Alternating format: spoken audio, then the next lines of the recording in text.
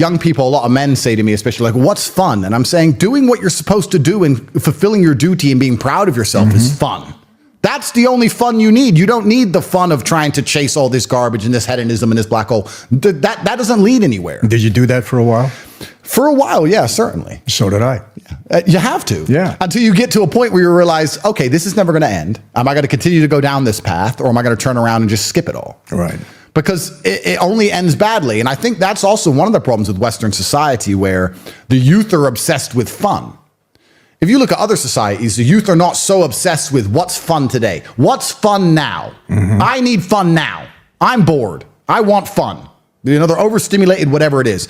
They're also selfish. They're also self-obsessed with how they feel. This teaching a whole society and teaching a large contingent of the youth that how they feel plays paramount over the world. If you feel sad, that's all that matters. Not, well, I feel sad, but it doesn't matter because I'm doing the right thing. I feel depressed or I feel stressed, but it doesn't matter because I'm dedicating myself. No. What matters is how you feel right now, which means they only want to be happy all the time. And if you're going to only chase happiness and you don't have any particular skills, you're going to end up just chasing hedonism, and this is where you end up. And it's insanity. I think one of the largest tenets of masculinity for the largest period of human time is ignoring how you feel and doing what you're supposed to do because you're supposed to do it. We feel things, but jobs must be done, whether we are happy or sad.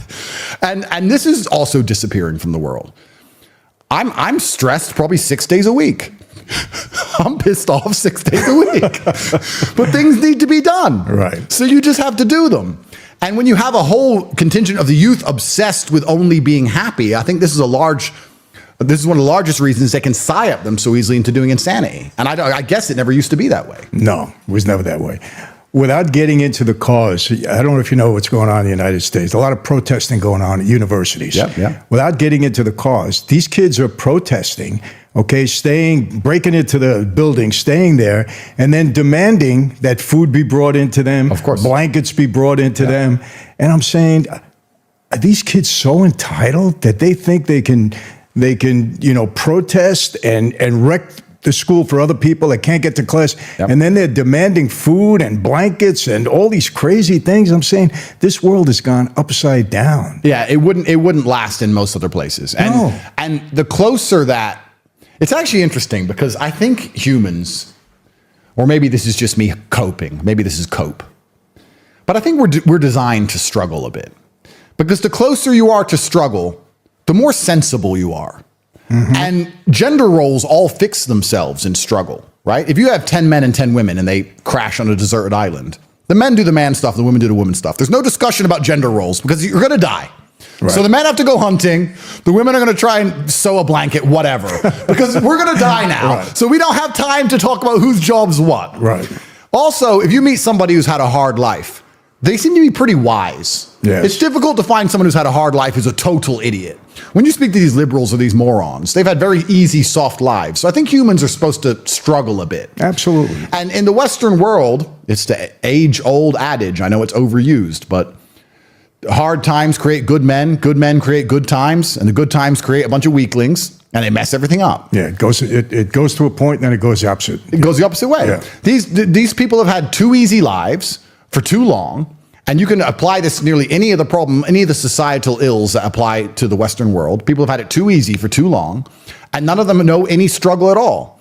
I mean, I don't know about you, to be honest with you. Like I can almost crash my car 10 times. And I only slow down when I hit the tree. This is how I am. Like, I think that inside of the human psyche, sometimes you need to be shocked. You need to be hammered with something. That's just how it goes. Because until then, you're like, maybe I'll keep it in mind. Yeah, well, I got away with it. Yeah. But when you finally learn your lesson, right? But there's a lot of these people out there who aren't being taught any lessons at all, and they're going to destroy society en masse because they have never had any kind of difficulty in their life. And what is life without difficulty in the first place? What is life? What is the point of life without difficulty? One of the things that's comforted me in all my garbage is actually, I watched one of your videos, and I was watching one of your videos a couple years ago, and I remembered it in jail, because perhaps I'm wrong, you can correct me, but I don't think you regret any of the bad things that happened to you. Not at all. Because it makes you who you are. Yeah.